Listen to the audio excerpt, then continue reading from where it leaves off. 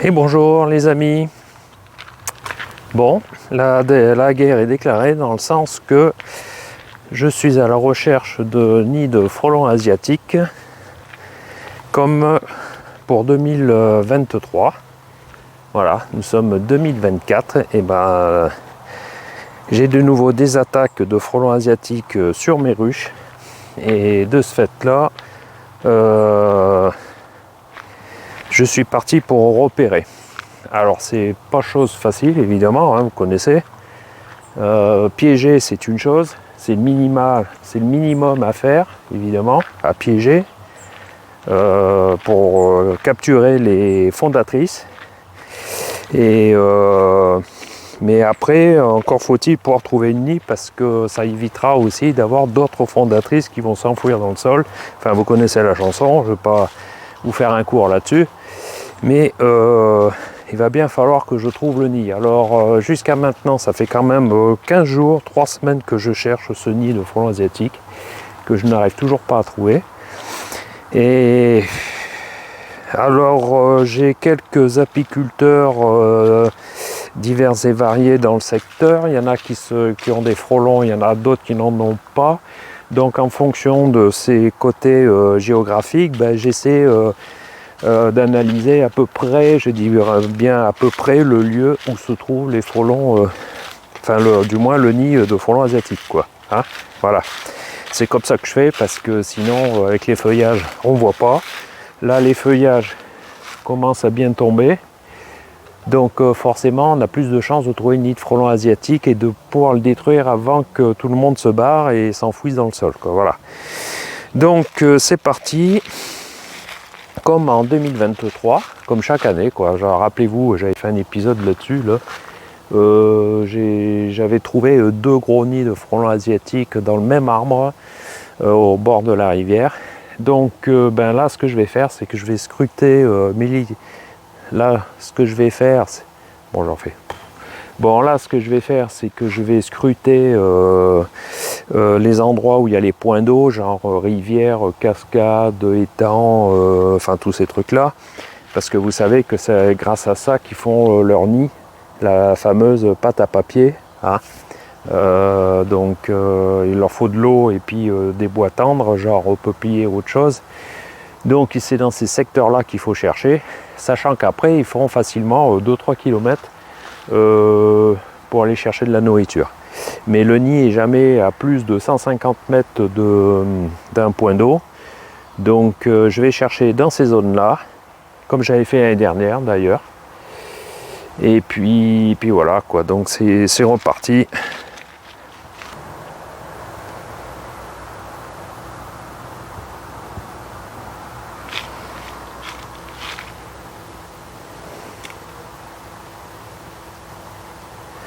Voilà, sachant que la rivière est juste derrière. Donc, on va essayer de voir un peu par là.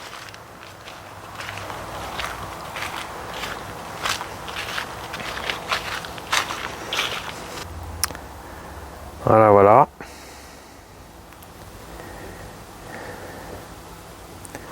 Donc là, on a bien l'impression que c'est une fondatrice, quoi, parce que vu l'abdomen, donc j'en ai attrapé quand même un gros paquet, là, enfin quelques-uns. Pas violent, mais ça s'est très très bien calmé. Je sais pas pourquoi. Mais alors est-ce que c'est le froid parce qu'il fait 12 degrés? Pourtant à 12 degrés normalement ils sortent. Hein. Voilà. Et ensuite j'en ai là, j'ai toute une armada de pièges à frelons. Alors là c'est pareil, ça bouge plus du tout dedans. Bon, ils ont dû un peu sécher quand même les types là.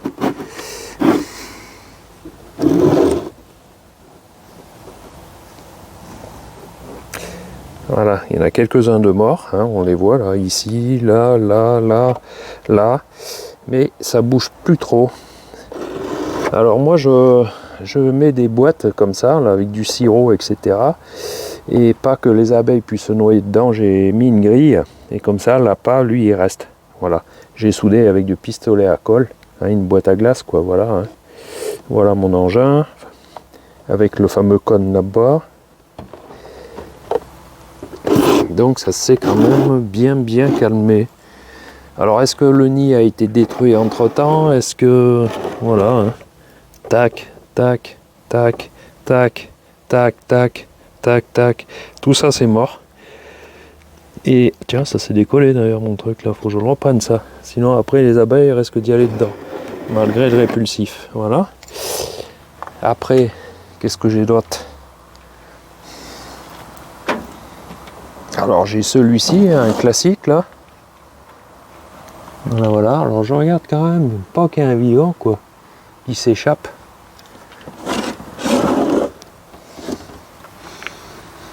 Voilà, regardez tout ce que j'ai chopé là. Bon après il y en a qui sont un peu du mois de juillet.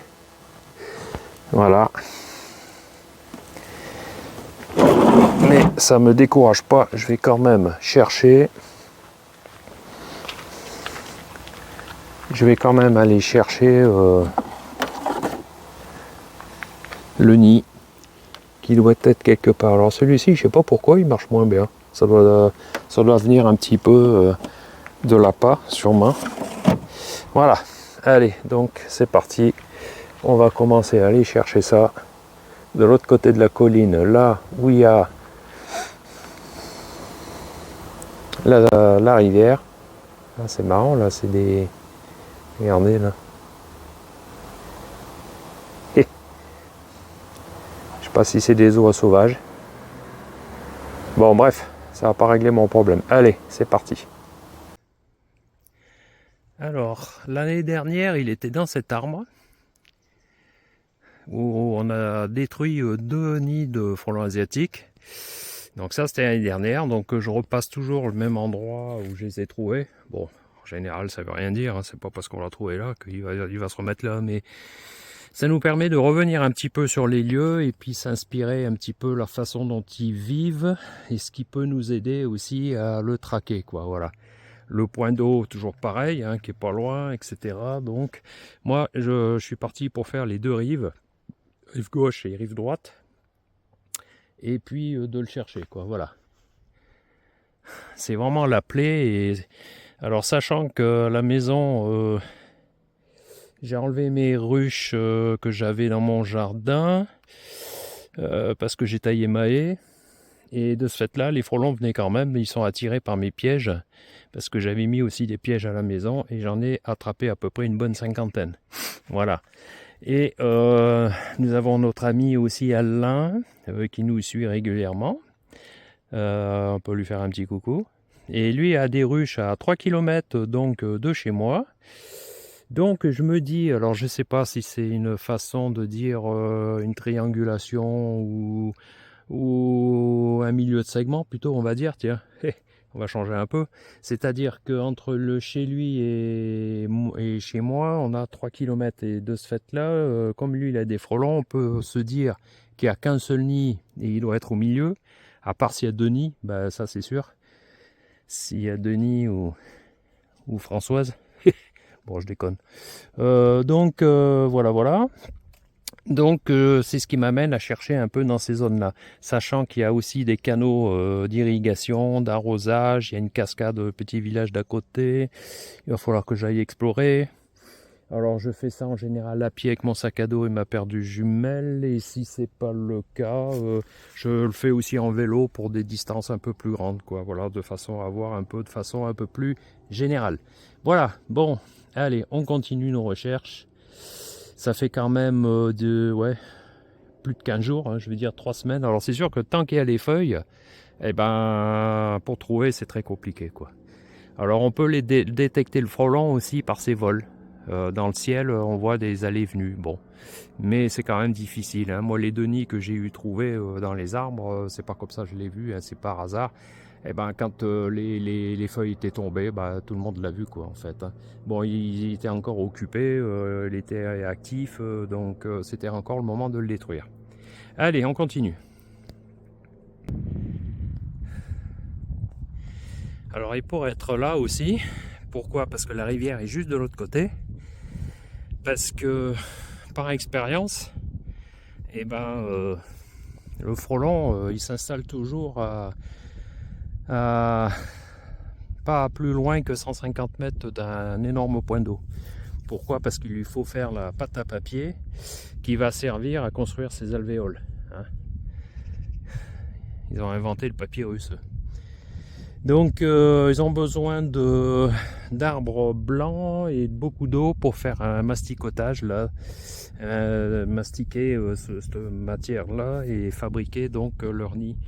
Alors quand je cherche un nid de frelons asiatiques, c'est toujours aux alentours de 150 mètres de la rivière. Alors je fais les deux rives, sauf que par chez nous on a des gros canaux d'arrosage aussi, donc il faut que j'en tienne compte.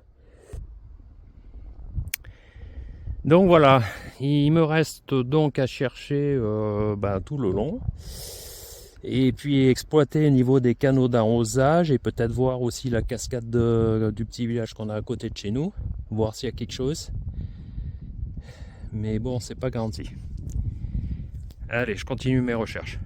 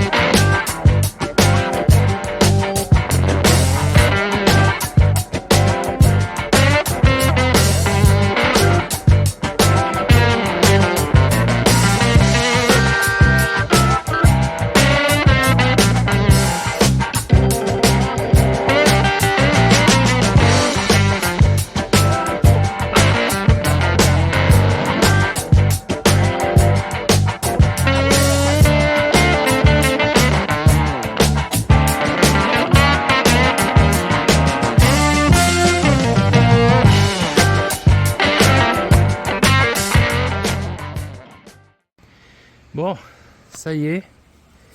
Donc nous sommes le 8 novembre 2024. J'ai enfin trouvé le nid du frelon asiatique. Évidemment, toujours à côté d'une cascade. Alors pour l'instant, je ne sais pas s'il est habité. Enfin, s'il est actif ou pas. Mais il est énorme. Il fait plus d'1 mètre de haut, quoi.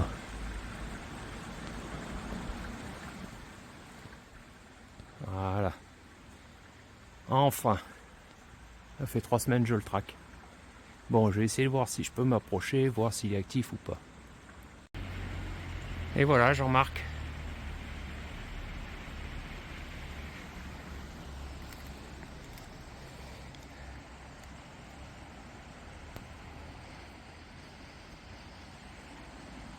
Juste à côté de chez toi. Voilà, voilà. Donc, le nid a été trouvé. On a téléphoné à l'aide d'un copain qui est apiculteur aussi, enfin de 2 copains apiculteurs. Donc l'apiculteur Alain, qui est dans le secteur de ce petit village, a appelé le maire. Et le maire, très réactif, a appelé les pompiers. Et les pompiers donc vont venir en fin de matinée pour faire du repérage de lieux et de détruire le nid en fin d'après-midi de cette même journée. Voilà. Donc c'est une opération grandement menée grâce à tous ces intermédiaires qui ont pu me donner un coup de main. Et puis donc je remercie bien le maire, je remercie bien Alain et puis Jacques pour ce dynamisme qui a permis enfin de détruire ce nid. Alors bon, je ne suis pas encore à l'abri qu'il y ait encore d'autres nids quelque part. Parce que ce nid se retrouve à 2,5 km de chez moi. 2,5 km. Alors, est-ce qu'ils arrivent à voler 2,5 km, même peut-être voire 3 km, ou est-ce qu'il n'y a pas un autre nid qui est ailleurs? Donc, voir s'il ne faut pas que je continue mes recherches, parce que si ça se trouve, ce nid, il y a un deuxième nid quelque part, hein, peut-être un troisième. Alors peut-être des nids secondaires, tertiaires, etc., Mais bon, à un moment donné, de toute façon, je vais bien voir au niveau de mes pièges, s'il n'y a plus rien, et ben je pense que ce sera quand même affaire réglée jusqu'à l'année prochaine, en 2025, où là j'en ferai encore une vidéo sur le frelon asiatique. Ça me saoule parce que je préférerais faire des vidéos sur autre chose, mais bon, mais ça fait partie un peu de notre job, il faut suivre ce genre de parasites, quoi. Voilà, ben sur ce, on se retrouve pour une prochaine vidéo, et puis cherchez bien de votre côté aussi, si vous pouvez trouver des nids, c'est quand même bien, quoi, parce que bon, sinon il n'y a personne qui s'y met, et puis c'est nous qui souffrons de ce parasite, quoi. Allez, au revoir!